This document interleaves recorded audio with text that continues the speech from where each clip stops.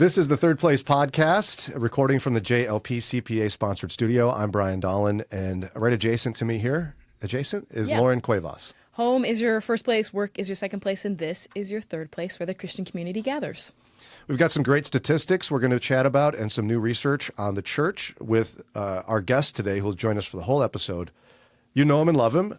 He was on one of the preview episodes, although I realized in the fun preview reel, he didn't actually say any words.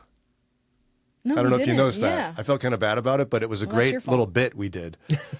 He is senior pastor of Old North Church in Canfield and Bible teacher on A Better Word, the world's greatest Bible teaching program. Dr. Nick Gatzke. Yay. Yay. Great to be with you guys. You can do and the applause. Thank you for saying it's the best teaching program. We can't hear There it is, the applause. Only Brian can hear it. But see, now that we're not under radio restrictions, we can say more emphatic things. Yeah, we can say whatever we want. It is the best Bible teaching program. You're truly free to say whatever you want. That's right. Truly. Because it won't offend anybody else. That's right. But I mean, it's not hard with this because it's the best show. So, Right. Before we get to today's research and stuff, I wanted to bring up something. Lauren is a good friend. She had a cold the other week. How long ago? I mean, it felt like it was yesterday. Probably 3 to 4 weeks ago.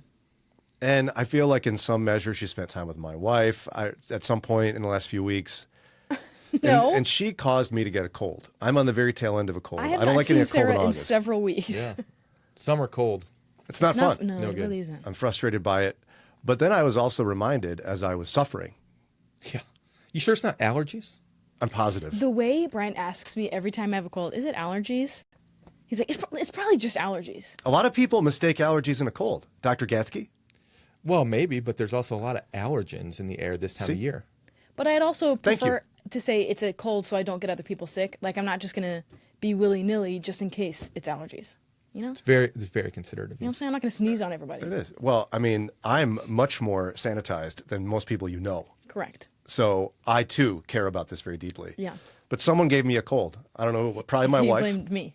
Or Lauren. He blamed me. I mean, I sat this close to you for I don't know how long. So were you spitting or something? But I haven't been sick in several weeks, and you're just now sick? But I was reminded about how women love to give men a hard time about colds. Okay. Have you heard of the man cold and the man flu? You know, Yes. I don't think people talk about the cold except you. I think you like to think You've people... heard of this. Of course. What do you know of and what have you heard What do you about know the man flu and the man What cold, do you know of Dr. the Gatzke? cold? Oh, that it's just that, men are big wimps, and anytime they have the slightest little problem that, it's devastating to their world. And it's hurtful is that it? women do that to us. But is it devastating to your world? When we are violently sick, yes. Violent. When we are dealing with No, the deadly not virus. violently. Deeply suffering. Yes. Violent is crazy. I'm sorry that women can't find compassion for our suffering. The only time I've been violently ill is norovirus that I had in January. Then you clearly have not had a man cold. You clearly have not had norovirus. So, look at this. I thought maybe I'll just look at the interwebs and see what the research says, since we're talking about research today About with Dr. man colds? Gatzke. Yeah. I've texashealth.org. Okay. Why are you laughing at Texas Health? Yes. This is legit. It's got to be, right? Not .gov, but it's Or very legit. EDU. But .org implies some level of Or seriousness. can say whatever they want. Okay, anyway. It's not uncommon to hear stories, the article goes, of families stricken by the common cold, the flu, or any kind of bug, and while mom gets it and still continues to care for her sick kids, keep the house clean and make sure everyone's medicated, dad is bedridden for days. Didn't you encounter this recently? Yeah. I had the cold, and I kept up my regular tasks of taking care of our children and our house. My husband got about 3 days later. He's like, I feel so fatigued. Like he didn't come to an event that we were going to be at because he What just was couldn't that? do it. It was for Laura's home. It was, for Laura's home. And he's like, I'm just so fatigued. Can you take both kids and go? I was like, And you were a little like, sure. well, let's talk to And science. then I came home, and he's like, yeah, I think I just needed to nap. He napped the whole time I was gone and felt better. And you're like, wow, where's my nap? Yeah. Oh, wow. Okay. Oh, gosh. I can't help Eddie with that one. So this organization pulled together a bunch of women on a panel and asked them about it. And so they asked the panel, what if we were to tell you that there might be scientific evidence that the man flu and the man cold is actually a real thing? It's a different version of the cold. One woman on the panel said, "I wouldn't care," says Andrea Harris, No. Dallas mom. "I pushed two 10-pound babies out." Wow. Yeah. There you go, pulling the "I gave birth" card. So nothing can be worse. Well, Not yeah. allowed to be sick because you bore one of my children. Right. You know? Come on. So anyway, Canadian researcher Kyle Sue, which is a man. Not like Debbie Sue or like Beth Ann. Maybe he's like Kyle Sue Johnson.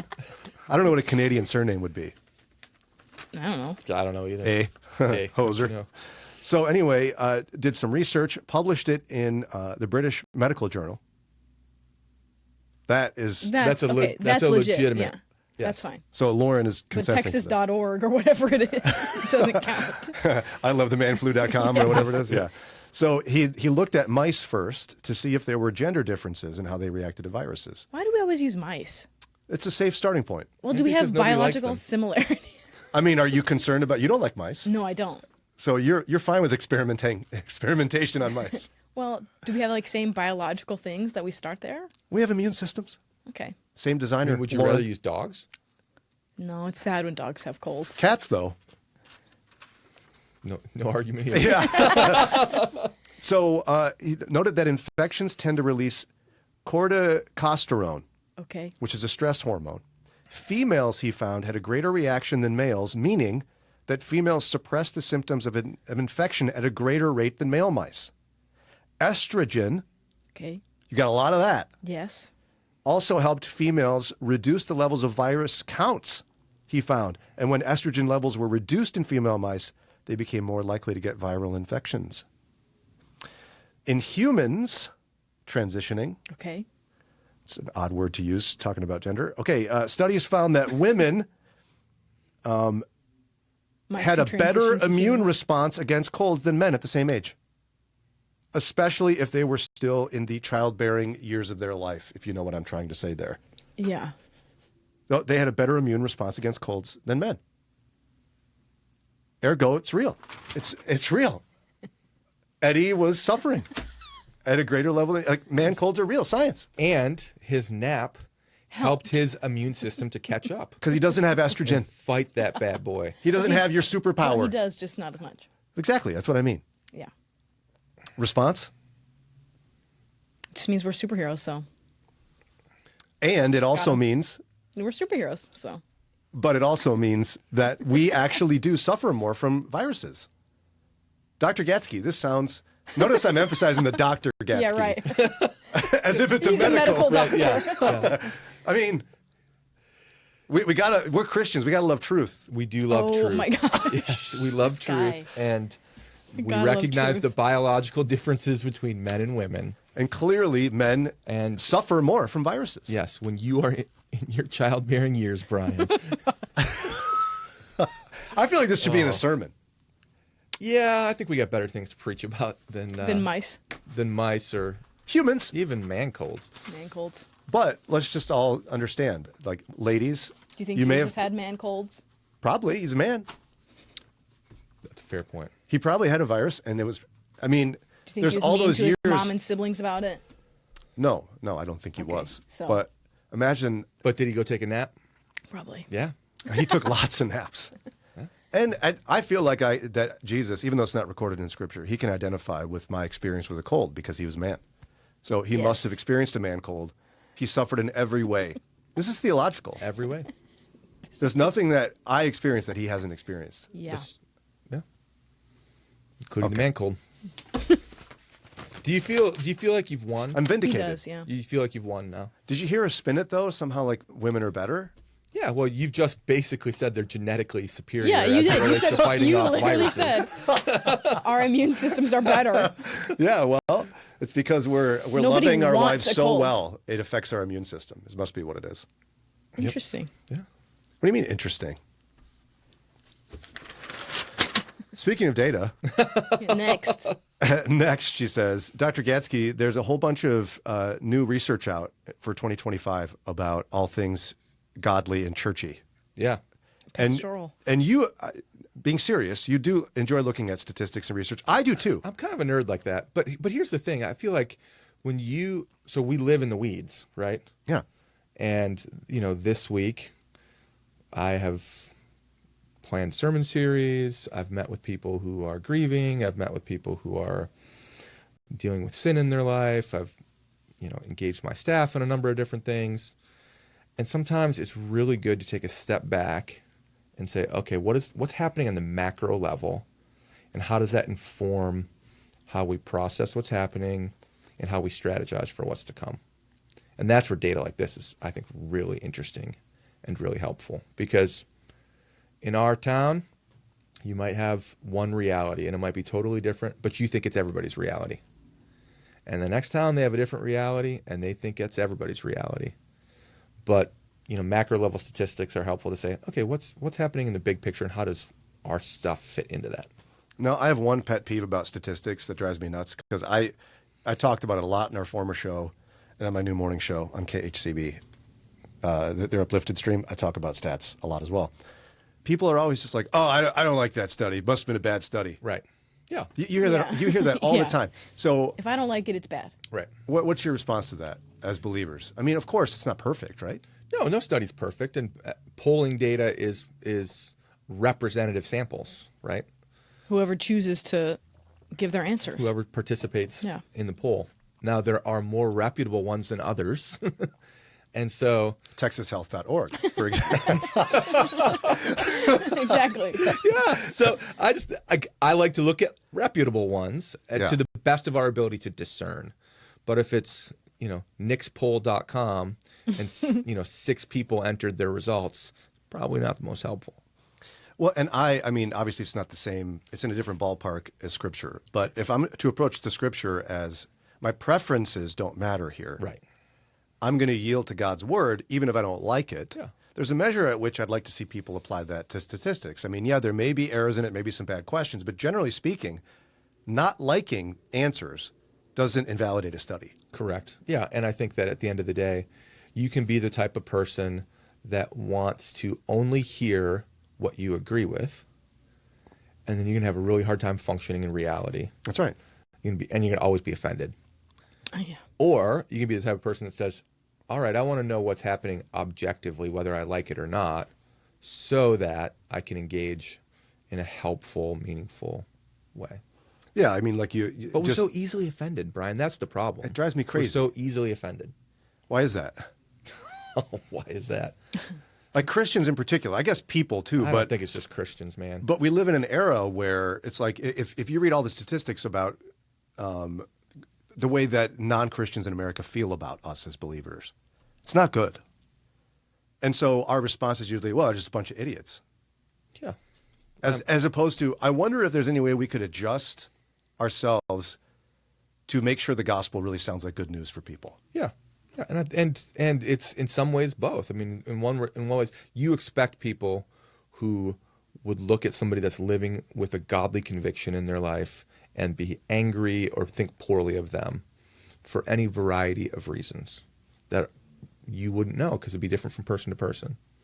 And in another way, of course, we have a responsibility to engage people with loving kindness, which is a big theme of the New Testament, while also having a message that can cut to the heart.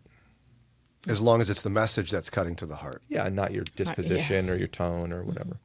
And that's, I think, not just because you're here on our show, I will say it's one of your gifts, is you're able to balance that well. I think a lot of people in ministry will lean one direction or another. They're either more heavy on law or they're more heavy on grace, but you don't seem to have much trouble with that. Like, you're able to be very clear even when things are difficult to communicate, but you don't do it in a way I think is super offensive. It's one of the things I admire about you, Nick Gatzke. Thank you. Thank you, Brian. I mean, I work hard at that. And that's not without its critique as well. There's plenty of people on each side would say he's too stern or he's too soft or whatever because of their own preferences and disposition. And yet I work with you on a better word, and there's moments when you're very clear and you're direct, and yet you have a pastoral heart. Yeah. Well, and you know you have to be loving and kind to people and understanding and merciful. And people are in process. and people are in process, and we have to have grace and space for people in process. And I'm in process too, by the way. So The Dr. Nick and Gatzke. I'm among them. I am among everybody who's in process. So yeah, if you love people and you want to communicate in such a way that actually helps to influence them toward positive momentum and movement, I think that requires generally a certain type of tone, and sometimes that tone changes depending upon the situation, the issue, or the person. Very good. Now, you've got a couple of statistics you wanted to pull out for us to chat about today. I think they're fascinating, Yeah. and concerning. One of them is about church size, right? Yeah, so there's an article that came out earlier this summer based on some statistics. Look at how fancy he is with his I iPad. have an iPad, yeah. And that's very fancy these days. I'm so scared to use those. I'm afraid they'll like freeze up when I need them. But it's interesting. paper. The title of the article, this is from Lifeway Research. Most pastors lead a small congregation, but most churchgoers attend a larger church. Oh, yeah. And it goes on to talk about how 7 in 10 congregations have 100 people or fewer. The average U.S. congregation sees about 65 people in their gathering each week. The largest 9% of congregations in the country contain about half of all churchgoers. It takes a minute to even wrap your head around some of that. Yeah, so 91% have half, and 9% have the other half, which is really interesting. And there's the article doesn't really go into a lot of the reasons why that is. I'm sure you've got your thoughts. I think there's a Because lot. you're in a large church. Yes, You're so pastoring a large So I church. pastor a large congregation, and so we would be in that 9% that have, in the top half. But I've also served in small congregations as well, in New England and in London, England, and so we've lived on both sides of that equation. I forgot about in London. Hello. Do you do a good British accent? Not really. Yeah. No. And you won't do it on command, probably. Probably not. No. And you were at Cape Cod, right? Yes. You must do a Boston accent then. Oh. You park the car in the Harvard Yard. That's not good. Well, I was doing a light imitation. I wasn't trying on Yes, that. yes, you Right. weren't trying. Yeah. Yeah, I'd have to think about something. We'll come back to that. I'll bust one out here. But that was a small church, right, in Cape Cod? Well, no, actually, that was a church. Probably when we got there was a little under 300 people, and when we left, it was a little over 400. So they're saying small is like what, 100? 100 and under. Yeah. So is that considered medium? That would be considered a medium-sized church, probably. Yeah. So what do you make of the fact that there's lots and lots of churches Yeah. that are teeny tiny? Yeah. Yeah. Well, I mean, I think in some ways, churches generally function best when they're embedded in the middle of communities. And for as much as we have huge cities in America, much of America is small towns and suburbs. And so it would make sense that there would be a beautiful, and I mean this truly, a beautiful peppering of small churches all throughout the country.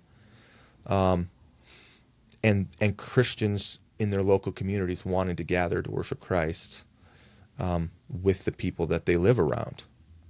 And it's only, in the last handful of decades where we've even had the ability to drive 35 minutes to go to church, or longer for some people, because we like that church better than this church or whatever it is. So some of it's just the sheer practical and economic realities. Some of it is there's so many churches with such a wide variety of practices and theological beliefs that the consumeristic American mind says, if I don't like that one, I'll pass 4 churches to get to the one that I want to, instead of living with the tension points of the one that's right next door. Yeah. With those statistics, I think people could also look at it and say, well, that means we have, is it 9%? We have 9% of churches are healthy and the rest are failing. Which is not true at all. Yeah. Now, not true at all. Someone might go, well, why? If they would just be better preachers, maybe people would show up. Yeah. And I don't believe this. Right. Lest anyone think I'm being a jerk. Yeah. Well, I mean, here's an interesting story. When Rick Warren planted Saddleback Community Church, one of the largest churches in our country, finished Dallas Seminary, and I mean, he wrote about this. One of the criteria for where he wanted to plant a church was he looked at demographic data and said, what's the fastest growing communities in the country? And he found what was one of the 2 fastest growing communities in all of the nation in Southern California and said, I'm going to put it right in the middle of that. Now, is that good strategy to reach people? Yeah, it is. But does that mean that a church like that is large only because they're better, more effective than everybody else? Not necessarily. Some of it's just the demographic reality. Nobody would ever choose to go plant a church in little Cape Cod, Massachusetts that has a stagnant population. But if they were only worried about size or only worried about regional impact, but if they were actually worried about the real people who lived there, yeah, then they would do that. And so it's all about like how are you evaluating these things and what are the priorities in them. That's not to say that all large churches are healthy and all small churches aren't. Just the opposite could be true. There are plenty of large churches that are incredibly unhealthy and plenty that are incredibly healthy, and plenty of very small churches that are incredibly healthy and beautiful and godly, and plenty that are unhealthy for a variety of reasons. Yeah, and it reminds me of even Sarah and I were members of a teeny tiny little church on the south side of Chicago at one point. Yeah. Probably 30 people on a Sunday. Yeah. In fact, it was so small that when the pastor would finish the sermon, he could step down and just any questions? Because there's enough people where you get through them and not be off timing. But one of the reasons it was so small is because it was in a very Roman Catholic area of Chicago. Yeah. To the point that in that area, if you met somebody, they'd say, "What parish are you in?" Yeah. That's how you determine where you live. And so the population of people that would attend an evangelical church is just very small. Right. In an enormous city. Yeah. But I got to tell you, one of the most impactful sermon series I've ever heard in my whole life was at this church. Yeah. And my kids have great memories of that church. It was very healthy, still healthy today. It's amazing they can sustain a pastor's salary, but they can do it. Well, I actually think that that's a great segue to another reality of this situation and how you're seeing the trend shift. Okay. Is it's becoming harder and harder for small churches to sustain a pastor's salary. And because of that, I think what you're seeing is some smaller churches that aren't able to continue to make it, at least with a full-time minister. The minister has to be bivocational or even volunteer. And that's when you don't have somebody that has the ability to devote themselves fully to that work, that will affect areas of church life, to be sure. One of my questions, though, in that situation is why can't they sustain a pastor? Because I've seen this church of like 30 people who are radically generous. Yeah. To me, is it, dare I say, stinginess in a lot of churches that prevents them from a full-time pastor? I think in some environments, absolutely.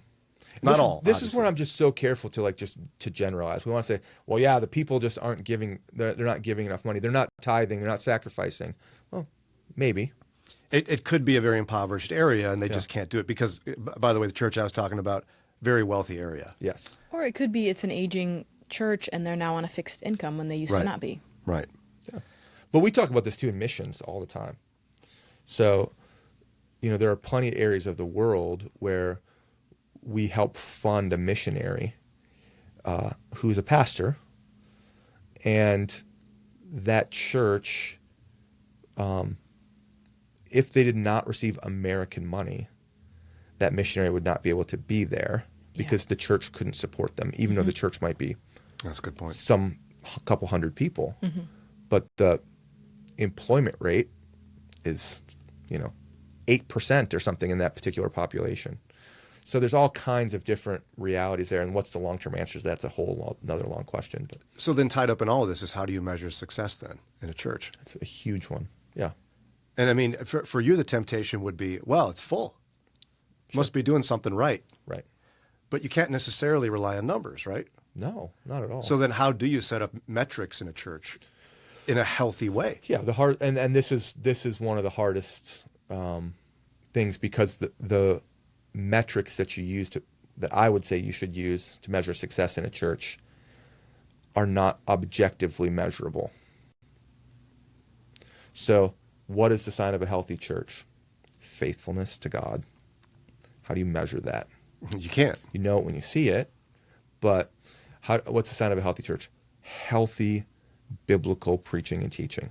That they're teaching the Bible, preaching the Bible well, that they're proclaiming the clear gospel of Jesus Christ, that they're doing things like the church has done since its inception, with the Lord's Supper and baptizing people and things like that. Like, these are the healthy, they're discipling people toward growth in Jesus. How do you measure that? It's a lot harder to measure than, 2,000 people showed up on Sunday, mm-hmm. or it was a big Sunday, we had 100 people this week, or whatever it was. But you do know it when you see it. And if the leaders of the church have a clear theological vision for what the church is and what it isn't and what it's supposed to do, then even if somebody on the outside says, well, that's a successful or that's not a successful church, you don't really care, because you're evaluating it based on something that's convictional in its nature. And I think one of the classic cases of this, right, was Willow Creek years ago. Mm-hmm. Tried to measure their health, and it turns out they were very unhealthy, even though they were one of the biggest churches in the country. So they tried to do a small group program, right, and then that failed. Yeah, they wrote a whole book about it. I think it was called the Reveal Study or something like that.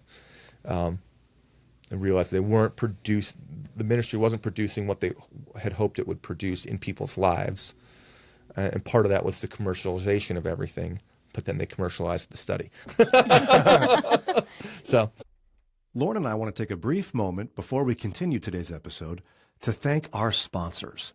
First of all, did you know I have a brand new morning show? That's right. It's called Uplifted Mornings with Brian. And our sponsor is Uplifted Stream from KHCB Media Group. We're so grateful for their sponsorship and their attention to my new morning show. Check it out weekdays from 6 to 8 a.m. Central, 7 to 9 Eastern.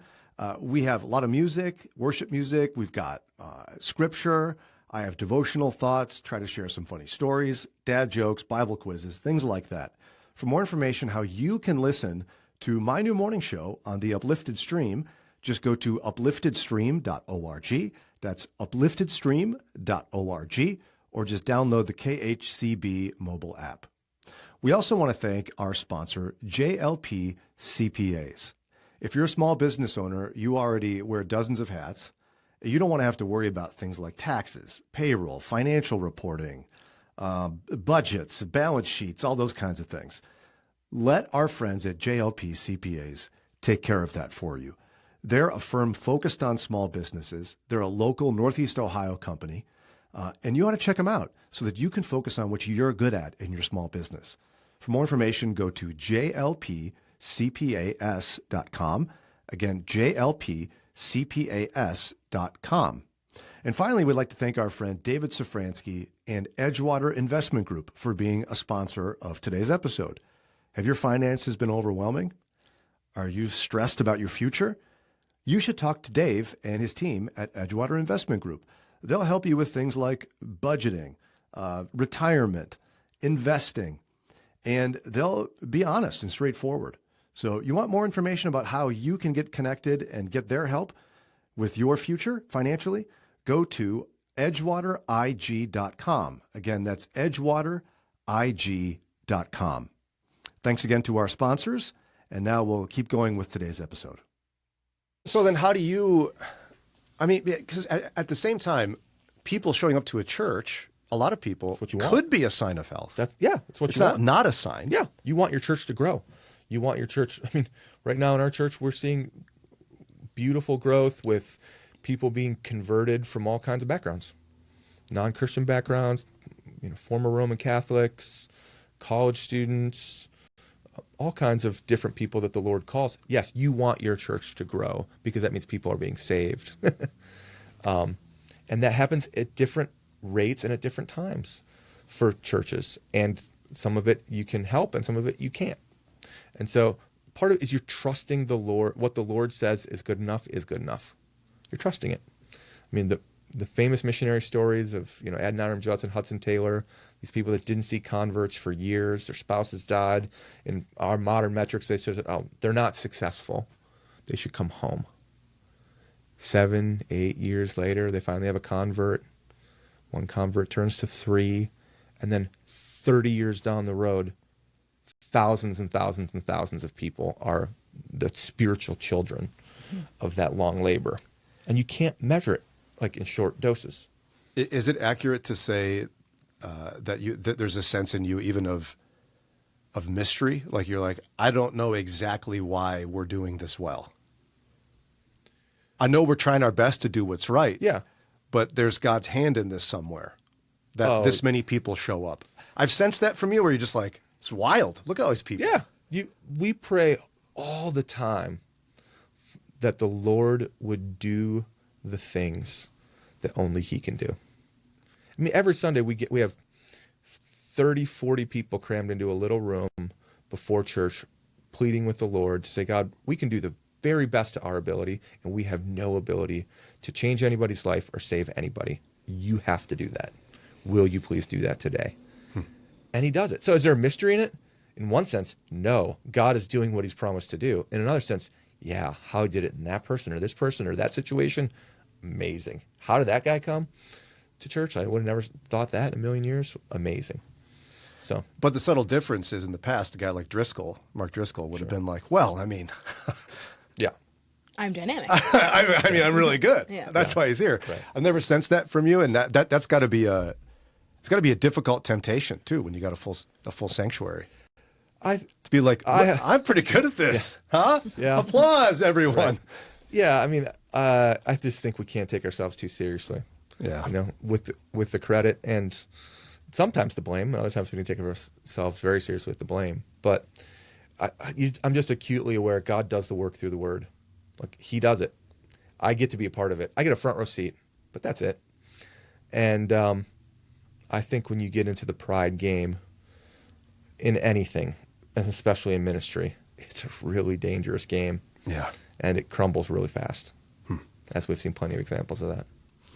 Let's shift to the next statistic you want to talk about. You said the median age for pastors is 59 years old. That's wild. Okay, so for the person who goes, what's the big deal, 59? That's a great age. Yeah, right.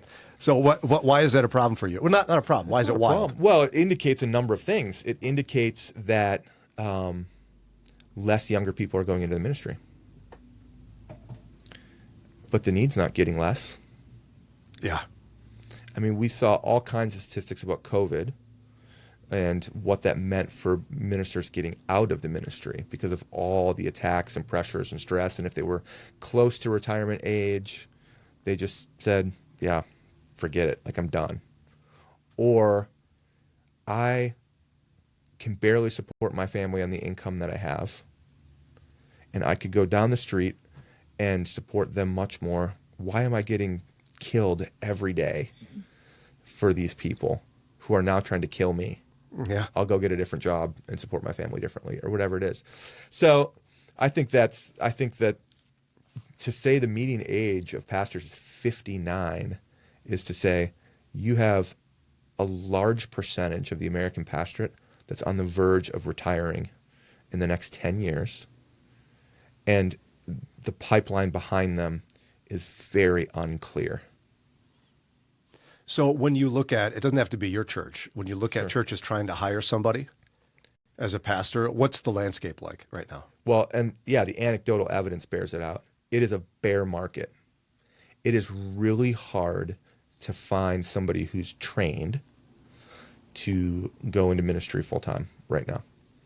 I have a friend that's been looking for a youth pastor for 2 years. Oof. Now, that doesn't mean that there aren't people that want to do it, but are they qualified to do it is the question. And that matters big time, as we've seen. Yeah, it does matter big time. We can't lower our expectations and standards for spiritual leaders. Right. There used to be a time, I think, in American history where this was aspired. But we're not in that time right now. And there's a lot of different reasons for that. and some of it is the nature of sacrifice. That is, in regardless of whatever ministry. I mean, the vast majority of pastors I know could go make a lot more money doing something else. And so, but the Lord has called them to this task, and they see the eternal value of it more than they see the value of money temporarily. And so they do it. But fewer people are seeing that.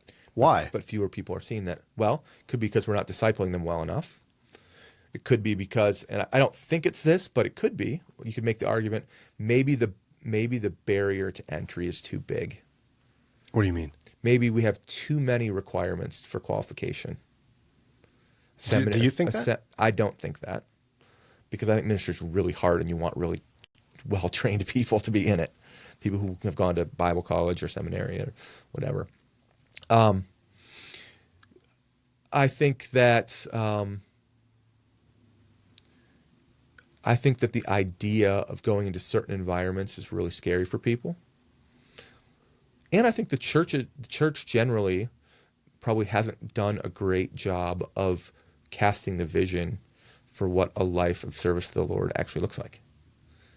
So that's one of the things that we're trying to do at Old North, is to train up young ministers to go out and to be pastors in some of these churches. And it's amazing when you cast that vision and people are having their life changed. God still does that. He's still. So, but how do you cast that vision to a young person today that, hey, by the way, you have enormous potential to make lots of money. Don't do that. Yeah. Have people get mad at you a lot and preach the word. Yes. I mean, well, thankfully the pastoral ministry is more than just people getting mad at you. No, but I mean, when you get behind the scenes in ministry life as an elder or a deacon or people are really hard on their spiritual leaders. And so it's in some respects a thankless job. So take a thankless job that doesn't pay you much of anything. Ta-da, young people, go for it. Yeah. I mean, you can't sell it like that, obviously, but and that's where the scripture actually casts the vision for us. We just need to be able to communicate it in a way that's helpful and succinct. You think the stuff on this life is of greater value? Live for another 2 years and realize that this is not going to fulfill you. You think that, being the most successful means having the most amount of money? That's so obviously unbiblical. That is so obviously That's not a hard one. Not biblical. Exactly. And so, continue to press into the cultural messages and say, but this is actually what God tells us. And people believe that because it's true. And then they start to experience it. And they say things like what is also in one of these studies, which is the percentage of pastors that are second career. What would you guess?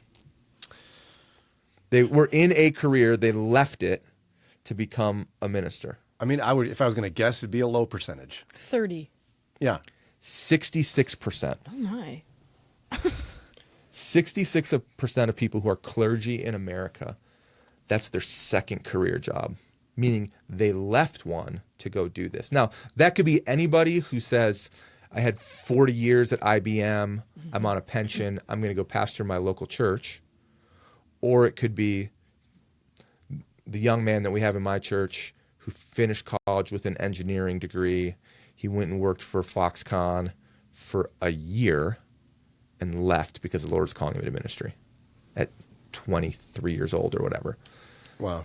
So, well, I think we may, I'm hopeful in this because I think we may see a shift because our economy has shifted so much that I think a lot of people are seeing that the American dream is almost becoming much less possible. sure. What boomers experienced, where you could just like skate through the 80s and 90s and just get promoted all day long and make tons and tons of money, those days are over. Yeah. And corporate America is squeezing people. And I'm seeing, at least anecdotally between my wife and I, among our peers, a lot of disillusionment with chasing that. And I'm hopeful that will at least be a catalyst to help Christians go, well, it's not even possible to chase it, so I'm not going to try. Yeah. Maybe I'll be open to what God has for me. Yeah. I mean, is that too idealistic?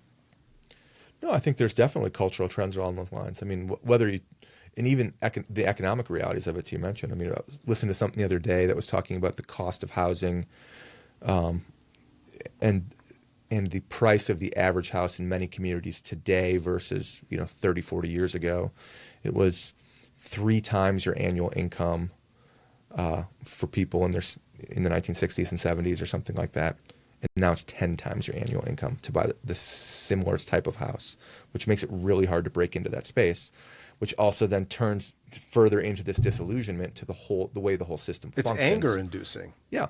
I find myself, when I see those, this is crazy, because I think there's also a level at which, God bless some older Americans, they don't get it. They don't see it. They don't want to see it. They're just like, why don't you people just work harder, you bunch of lazy bums? When they experience some of the biggest economic prosperity in American history. Yeah. It's a little, we talk about it a lot too, because because you and I are the same age. Yep. Graduated from high school in 1997 in Minnesota. Let's go. It's where the best people come Minnesota. from. Lauren's age group, I think, is seeing this more than anybody else. You're about 10 years younger than us. A little more than that, but I like to round 16, thanks. 16 is closer to 20 than 10. up. But right, your generation's feeling this way more. Yeah, I mean, it took us being married 9 years to buy a house. 8 years. Double income. Yeah. Yeah. Yeah. And we didn't buy a house for over 10 years of marriage, but that was for different reasons, because I was in education and doing some stuff. But You're at Oliver Cromwell Theological. Like people who are in their 60s, they were buying houses before Don't they were even fix it. before they were married. Yeah.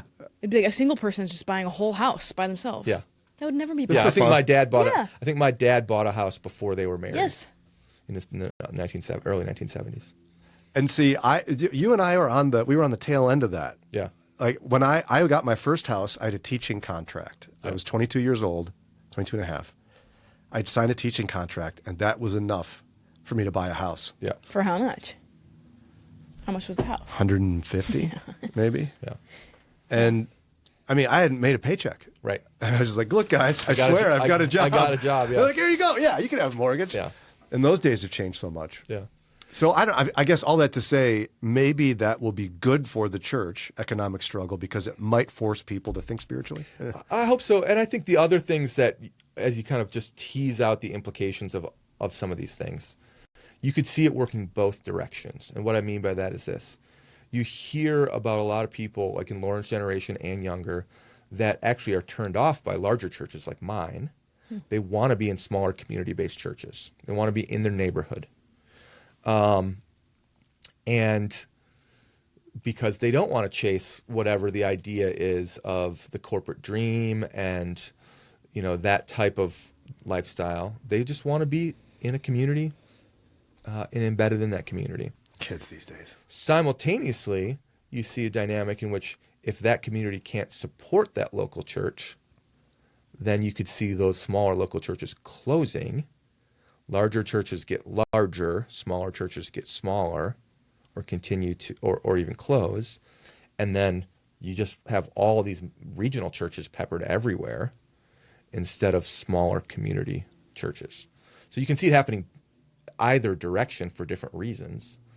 And I think if it did happen in the latter direction, where it was smaller churches closing, larger church, which is the statistical trend, I think that only lasts for so long before people turn around and say, nope, I want to be in my community again, not driving an hour to go to church someplace to participate in a service instead of actually in a lifestyle. Is that your prediction where it's going to go? We're going to see that trend go that way? I think so, but I think it will just depend upon how long it happens, like how long it takes for that to happen. Are you hearing people in Lauren's demographic say things to your face about that? They're like, I'm tired of this corporate structure church bit. Like, are you hearing this? Yeah. But I would say this, I don't hear a lot for our particular church because, and this is again, when you talk about the church, generalizations are so often unhelpful. Yeah. Stack up 3 churches of 2,000 people next to each other. Their culture is all different. Yeah. The way they function is different. The preaching is different. So one of them might feel corporate. One of them might feel super high production, turn off the lights, turn on the fog machines, have the lasers go everywhere. And another one would be like ours, which is, very... It feels smaller than it is. Yeah, You still have pews. and we work very hard to do that. We work Do very you? hard. Absolutely, it's high touch relational environment. So you're very intentional about making a large church feel small. Very intentional, Is it a challenge? of course, because it's work to get to know people, and when you have a lot of people to get to know, it's a lot of work. And you would look really cool coming out of fog. No, I mean- that would drive me crazy. Like big subwoofer. Yes, I could never do He that. comes like walking out of the Yeah. fog. No, I know you could. And you told us earlier that you keep the lights on. Like to me, when I walk in your sanctuary, it doesn't feel old, but it feels small because of your intentional lights are on. We're in pews. Yeah, that's all very intentional, because we want to see each other. we want to be able to see our Bibles. When one of my friends, true, though. one of my friends, who I won't name, but a lot of people know who he is, said, "I will never preach in a church where they turn the lights off." I was like, "Why is that?" Because they can't read their Bible. I never thought about it that way. It's true though. Well, they can look at their phone, Pastor. Yes, so they can. And, Lights up their and plenty do. Right. But, yeah, so we try to be intentional about that, so that it is a genuine relational community, not an event that you go to on Sunday. By the way, quick side question: if Lauren was in your pews, could Yeah. you tell if she was looking at a digital Bible or on TikTok? Yes. You can tell. Yes. Is it In just almost superpowers? every place in the room. No, you can just tell. I can tell if you're reading a Bible or if you're scrolling Instagram. What about sleeping versus praying? Oh, absolutely. That's easy to tell. That's easy to tell. And there's a lot of people in that room, so it's like the only places that I can't like really see are some places in the balcony where there's like a little bit of shadow. I can see your silhouette, and most of the time I can tell who it is based on their silhouette, but I can't see their face necessarily. You got a whole bunch of people now listening to this that are going to go sit in the Yeah. corner where you can't see them. There's plenty of people. up So there. you're able to like focus and then also look at people and be like, oh, Yeah, Jim absolutely. there. Jim, put the phone down. Absolutely. But you don't say that. Not usually. Have you ever said it in the service? I think one time I think this was a long time ago, and it wasn't at this church. I think somebody answered their cell phone Oh, answered it? in the middle of a sermon. And that just drives me crazy. as you Like, can imagine. hello, I'm at church. Yeah. Church. I'm in church. So Like, excuse me, ma'am. Can I have the phone, please? Like, tell them your life's being changed right now and hang up. that's wild. There's always somebody who's got it buried in their purse and it rings. Oh gosh. And you just can't- get it. I can't get it. Is that why you don't carry a purse around? You're afraid it's going to get lost in there? Me? Yeah, you're not a purse gal. No, I'm just not a person. Well, thankfully it'll keep you from being that lady Yeah. in the service. The last statistic you wanted to chat about is the overall satisfaction of pastors in ministry. Yeah. They're highly satisfied? Highly. They are. I was worried this was going to be bad Those news. statistics would not have been those statistics would not have been the same during COVID, I'm Yeah. sure. The vast majority of clergy are satisfied with their lives and work. 97% are very or moderately satisfied with their work. 85% feel satisfied with their life almost every day. 84% feel happy almost every day. 77% feel truly cared for very much or quite a bit by people in their congregation. And 70% completely or moderately agree that in most ways their life is close to their ideal. Are you surprised by these Only results? Nice. 11% of primary clergy said that they considered leaving congregational work due to some other sort of religious work, or fairly often, only 9% reported that they considered leaving religious work altogether. Those are tiny numbers, by the way. 11 and 9%. Yeah. Tiny numbers. So I think it highlights that when the Lord calls somebody into ministry, that he does give them a sense of purpose. He gives them a desire, and ministry is not, as we joked earlier, just people yelling at you and preaching the word. You didn't like that? Come on, be a pastor. People get mad at you. If you're in a Much like being in radio. if you're in a moderately healthy context, you get to see God do amazing things all the time, and you get to be participating in it, and you get to pray for it, and you get to see. And if you like people, you get to see people's lives change, and you get to be right in the middle of the crossroads. You get to marry their kids. are them when somebody dies. You get to see spiritual breakthroughs and, resisting temptation and like all kinds of like amazing things. So it's not surprising to me that I love being a pastor. You love it. I love it. And it's hard. Every day, every moment? No, Okay. not every day and not every moment. It's hard and it's exhausting, but I love it. The church is where the action is, man. And so it's not surprising for me to hear 97% are moderately satisfied with their work or very satisfied with their work. And I think that should be encouraging to people. Now, I used to say, Lauren, that pastors had it better than people who were in radio and broadcasting because they didn't have to get up close. Like we had a barrier. Yeah. But I'm beginning to change my theory on that. Because you probably sensed there's a little chip here on the shoulder. Because we didn't get to see some of what you're talking about. Yes. Oh, and we didn't get to see the blessings and Yes. the successes. You hear about it anecdotally over the course of a long amount of time when, and 1 in 100 you might hear of or something. Well, when people are generally satisfied with something, they don't comment. Call the chef over here. I want to tell him how great this meal was. Right. You only hear from people who complain. Yeah. And so I wonder if we did have it harder. Lauren? Right. Bring it all back around to you. Us. And how you, I did it Lauren. for 2 years. Well, I honestly used to think pastors had it harder, but I would have thought so too. I'm actually finding Because we myself didn't have a to be bit, face to face with our meanies. but I'm a little envious of you getting Yeah. to see some of those Yeah. wild successes. Because it Amazing. takes a lot for someone I'm not mad at anybody. It takes a lot to circle back and tell somebody what happens in your life, but you get to actually observe it. Yeah. Yeah. If you're in and among your people, if the shepherds smell like the sheep. Now, your dad's a pastor. Is this sounding right to you that generally speaking, pastors love what they do? Yeah, he loves being a pastor. Pastor Tim. He was a professor for a long time, and he was exhausted. He had to get back into a congregation. And there's a lot more light in his eyes after becoming a pastor again. So then if someone's listening to this and they're like, I wonder if I'm supposed to be a pastor, I think the right capstone has to be, how do you know you have that calling? Because it's a very specific calling, right? Yeah. Yeah. All Christians are called to minister, right? And I think to go into vocational ministry, the Lord does make that clear through a set of desires, but also through a set of not only internal desire, but also external affirmation.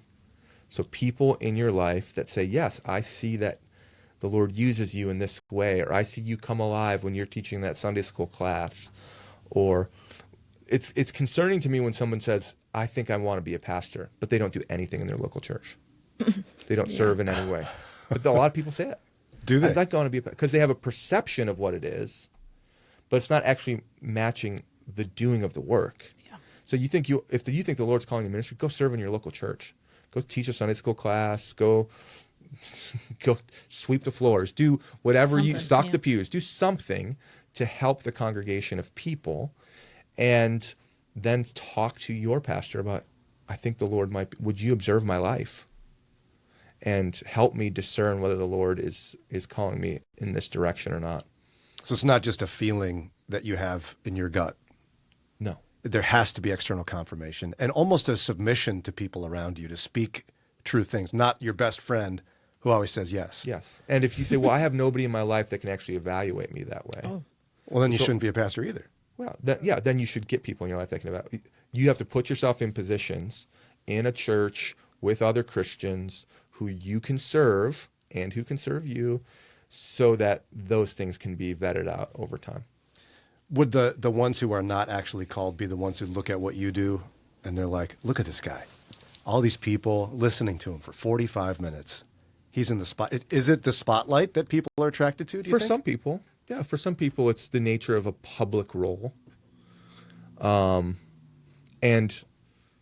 for some people, they see the glimpses and maybe some of the benefits of that public role in very short spurts. They don't see the 20 hours of labor in the study before you get to that moment.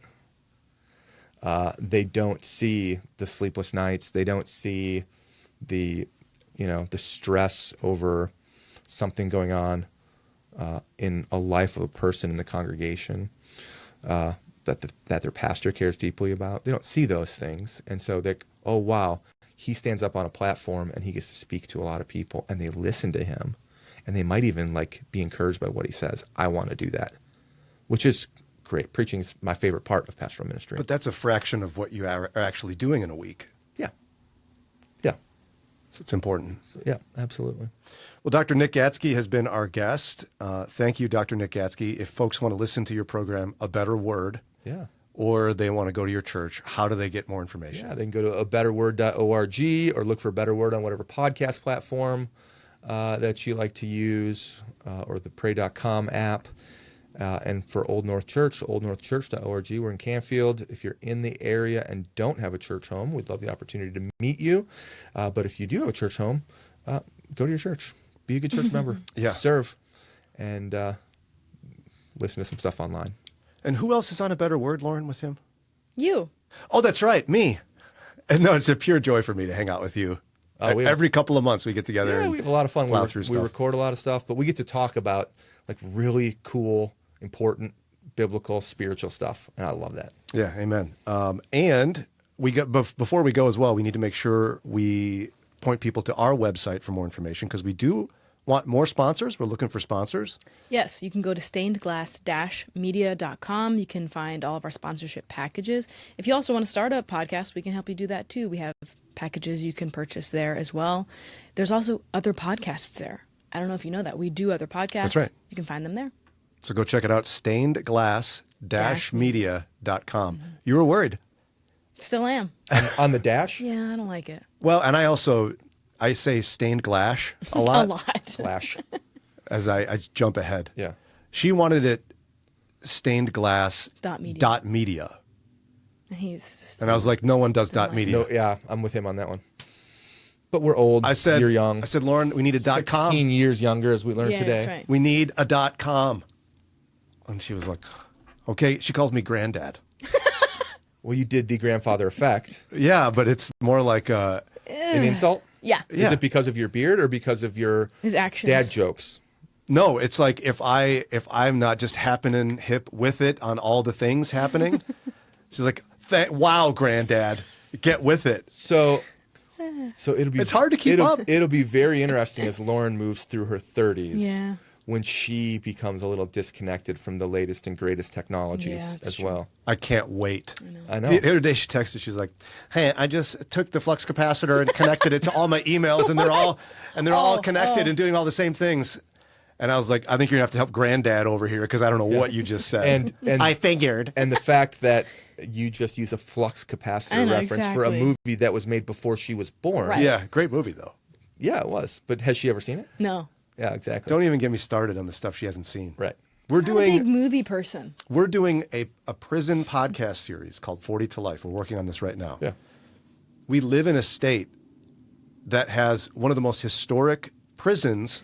It's a short distance away. Shawshank Redemption was filmed there. Have you seen that? Shawshank Redemption? Of course I've seen that. One of the greatest films. It's actually quite good. It's a great film. We met a prisoner who actually served part of his sentence that he's currently serving. Well, no, a previous sentence. Yeah. At that prison. Yeah. Lauren, have you seen Shawshank Redemption? No. How many years has it been since I've encouraged you to watch this film? She's not a movie 3? person. No, that's not true. She is a movie person. Just not. She won't watch. She won't watch things that I suggest. Okay. Because you're old? Yeah. Or because you're a man? No, because he's Yes. No, because he's bossy. No, because he's bossy. I'm bossy. Yeah. I'm bossy. Yeah, you're bossy about the things I have to watch. Yeah. And so you just rebel. Yeah. You should be embarrassed Yeah, that pray you for my haven't seen parents. that. All right. With that, that'll do it for today's episode of the Third Place Podcast.